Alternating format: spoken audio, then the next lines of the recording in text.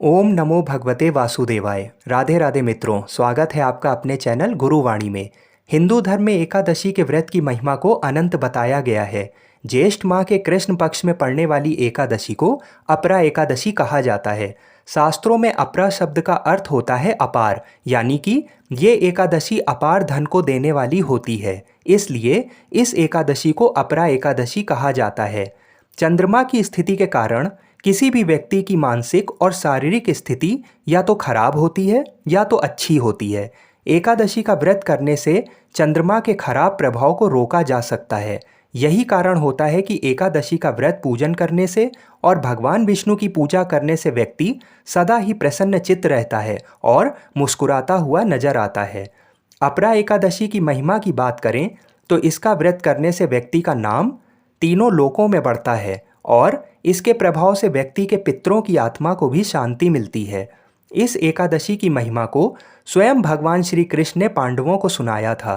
इस एकादशी के प्रभाव से ब्रह्म हत्या, दूसरों की निंदा करना, पर स्त्री गमन, झूठ बोलना, झूठी गवाही देना, इन सभी महान पापों का विनाश हो जाता है। इस दिन भगवान विष्णु के 5वें अवतार श्री वामन भगवान की पूजा अवश्य करनी चाहिए। इस एकादशी का व्रत करने से व्यक्ति कभी भी प्रेत योनि में जन्म नहीं लेता है। इस दिन गंगा स्नान अवश्य करना चाहिए। अगर गंगा स्नान संभव ना हो तो घड़ी में नहाने के जल में थोड़ा सा गंगा जल मिलाकर अवश्य स्नान करना चाहिए और भगवान श्री हरि विष्णु को तुलसा दल अवश्य चढ़ाएं। लेकिन एक बात का अवश्य ध्यान रखें कि एकादशी के दिन तुलसी जी को तोड़ना वर्जित होता है, यानी कि इस दिन कभी भी तुलसी जी को ना तोड़ें। आज के इस वीडियो में हम अपरा एकादशी की व्रत कथा को सुनने के बाद वाराणसी के पंचांग के अनुसार ये भी बताएंगे कि एकादशी तिथि कितने बजे से कितने बजे तक रहेगी, उस दिन शुभ मुहूर्त कितने बजे से कितने बजे तक रहेगा और एकादशी के अगले दिन व्रत का पारण कितने बजे करना शुभ रहेगा, जिससे हमें व्रत का पूरा फल प्राप्त हो। तो मेरी आप सबसे विनती है कि वीडियो को पूरा अवश्य देखिए। तो चलिए भगवान श्री लक्ष्मी नारायण जी के चरणों का ध्यान करते हुए हम अपरा एकादशी की व्रत कथा को सुनते हैं और ऐसी कामना करते हुए कि हमारी समस्त मनोकामनाओं को भगवान श्री लक्ष्मी नारायण जी अवश्य पूरा करेंगे। धर्मराज युधिष्ठिर के आग्रह करने पर भगवान श्री कृष्ण जी ने स्वयं अपरा एकादशी की व्रत कथा को सुनाया था। प्राचीन काल में महीध्वज नामक एक धर्मात्मा राजा था। उसका छोटा भाई वज्रध्वज बड़ा ही क्रूर, अधर्मी तथा अन्यायी था। वह अपने बड़े भाई से द्वेष रखता था। उस पापी ने एक दिन रात्रि में अपने बड़े भाई की हत्या करके उसकी देह को एक जंगली पीपल के नीचे गाड़ दिया। इस अकाल मृत्यु से राजा प्रेत आत्मा के रूप में उसी पीपल पर रहने लगा और अनेक उत्पात करने लगा। एक दिन अचानक धौम्य नामक ऋषि उधर से गुजरे। उन्होंने प्रेत को देखा और तपोबल से उसके अतीत को जान लिया। अपने तपोबल से प्रेत उत्पात का कारण समझा। ऋषि ने प्रसन्न होकर उस प्रेत को पीपल के पेड़ से उतारा तथा परलोक विद्या का उपदेश दिया। दयालु ऋषि ने राजा की प्रेत योनि से मुक्ति के लिए स्वयं ही अचला एकादशी का व्रत किया और उसे अगति से छुड़ाने के लिए अपने व्रत का पुण्य उस प्रेत को अर्पित कर दिया। इस पुण्य के प्रभाव से राजा की प्रेत योनि से मुक्ति हो गई।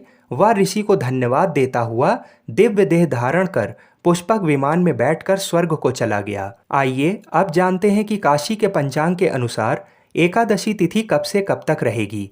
अपरा एकादशी 25 मई को सुबह 10:34 से शुरू होकर 26 मई को सुबह 10:56 तक रहेगी।